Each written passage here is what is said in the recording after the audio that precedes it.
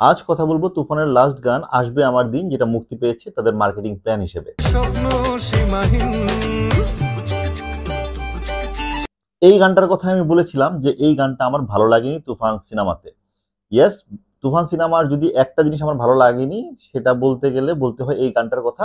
কারণ এই গানটার সাথে আমার বলিউডের ডাঙ্কি সিনেমার একটা গান ছিল, সেই গানটার গুপচুপ গুপচুপ যে পার্টটা ছিল সেটার সাথে সিমিলার লেগেছিল।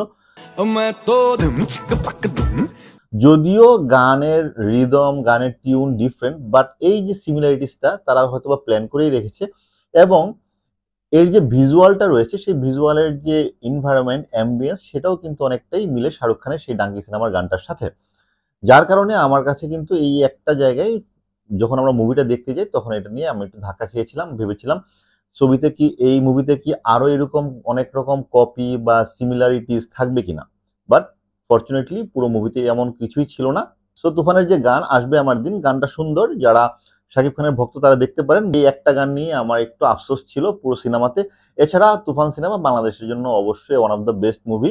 যদিও এই মুভিটা কলকাতায় বা ভারতে ভালো ব্যবসা করতে পারেনি, এবং সেটা যে করতে পারবে না সেটা আমরা আগে থেকে প্রেডিক্ট করেছিলাম।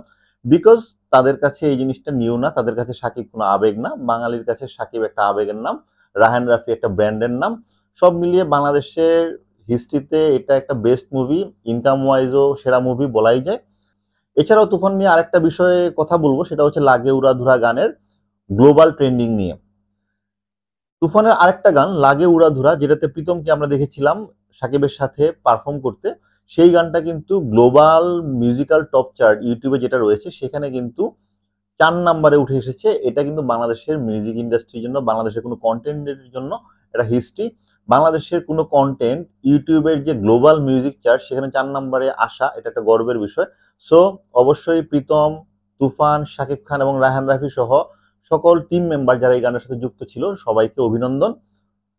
অবশ্যই আপনাদের এই কাজ আমাদেরকে, আমাদের দেশের বিনোদন জগৎকে, আমাদের দেশের কন্টেন্টকে গ্লোবাল প্ল্যাটফর্মে নিয়ে গিয়েছে, তার জন্য অবশ্যই সাধুবাদ।